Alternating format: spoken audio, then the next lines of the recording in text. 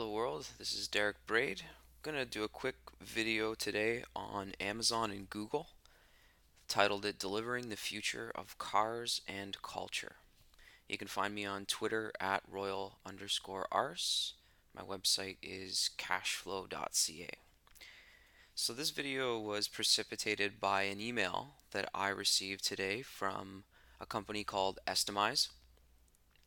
If you're not familiar with Estimize, they provide a pretty interesting platform which is focused around estimating what a company is going to earn and how much they're going to sell. They got a great platform. Check it out at estimize.com. I couldn't find this on their blog, but it's so compelling that it absolutely needs to be discussed because these types of ideas are going to change the way that we live, not just the way that goods and services are exchanged vis-a-vis our current network of delivery. That is to say, the UPSs of the world, the FedExes of the world that Amazon employs to deliver its goods, they have a really, really intricate system of logistics and technology that kind of drives what it is they do. Their competitive edge as a delivery system or as a delivery business is efficiency. Now, the article starts out here by talking that Google has announced same-day delivery service through the Google Shipping Express outside of San Francisco. So this is typical of Google. What they do is they offer stuff for free. They start in a very small niche, and then as it grows in popularity, they roll out new features, they make it better, but they typically give it away. They offer it for free. And we'll get to that. We'll get to why they do that. But this speaks to Amazon's moat. And the shares are down 22% this year. So some people are starting to wake up to this idea that Amazon, while a huge company, $45 billion in sales over the last 6 months. That's right, that's almost $100 billion in sales if you annualize it. Almost, I'm stretching a bit, but you get the point. Amazon's a huge company, but they eke out mere pennies per share in profit.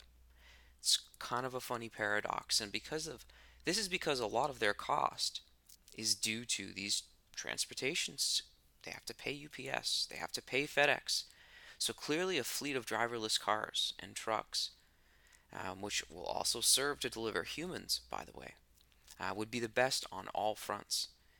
Not only would a driverless car be safer, better for the environment, but most importantly, for this context in a financial discussion, it's more efficient on fuel. So you'll have to be very, very mindful of this trend since that's been the biggest goal of these delivery companies since they started. Now, what does Google do? We talked about that. They collect data by offering free services. I view this as one and the same, as does the research department at Estimize. So clearly, the online shoppers that Amazon has provides them with lots of information. Google is also an information collector, and these are their business models. They have very broad, diverse businesses. That's not the focus here, but collecting data is at the core of the way both of these companies are valued. Of course, in the case of Amazon, they get the benefit of the doubt by vis-a-vis a ridiculous valuation, in my opinion. While Google enjoys fairly lofty valuations itself, that might be for other reasons which we won't get into. So Amazon's key here, high cost structure, comes from their reliance on FedEx, UPS, etc. Jeff Bezos himself said that their fleet of drones will be ready for liftoff in but 4 or 5 years. Well, I'd bet my money that Google will beat them to it, and it's not going to be drones. It's going to be a fleet of driverless cars and trucks that aren't just going to deliver goods, but people. So again, Amazon knows that their savior is savings, it's efficiency. Now, Google is currently developing its own delivery fleet. So these aren't just ideas in my head. This is something that the mothership, Google, is in fact working on deploying. They have a 3-year estimate. Their self-driving cars have logged over 700,000 miles with but one accident. That accident was caused by human error, not a glitch in the software. So driverless cars cars driven by computers, autonomous vehicles, whatever you want to call them, are already better than human drivers. So the fewer human drivers that we have on the road, the more this type of strategy becomes impactful on the bottom line, because efficiency is not linear. It does not go up in a straight line, it goes up exponentially in this particular context. So the huge advantage, not just to these companies, but to society, will be the savings on fuel with more economical trips and usage of vehicles, not only vehicles, but parking. The environmental impact will be huge. Again, it's exponential because there's two factors at work.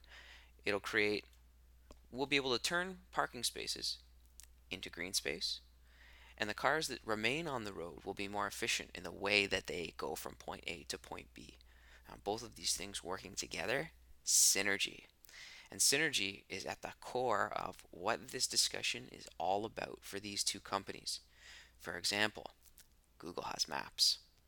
Now, what company is better positioned to create a driverless car than the provider of the greatest maps or the greatest mapping service that's available to us? I can think of no other, and Google will, without a doubt, be developing this technology.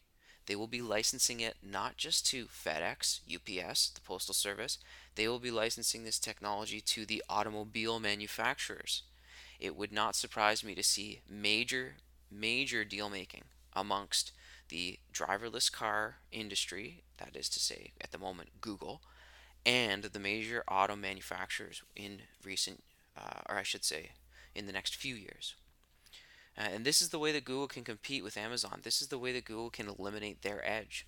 Is that if they can develop a driverless fleet, they suddenly become the low cost provider of delivery. They tap into the data that Amazon has in its network of customers and deliveries and warehouses, etc. That logistical edge that Amazon possesses slowly starts to erode as Google becomes more prominent in this industry. Now, the last point, excuse me,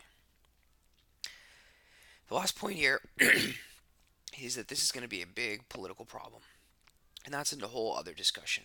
Is that this is hugely disruptive for the automobile industry and for human beings. So it's going to be a political problem, and I'd love to hear your thoughts on that. Again, my name is Derek Braid. You can tell my voice is cracking up. I'm so passionate about this topic. I really hope you'll engage me on it. Give me a shout on Twitter. Hit up my homepage. You can see my data visualizations there too. I do all sorts of other stuff. Check it out. Thanks for watching. I'll talk to you soon.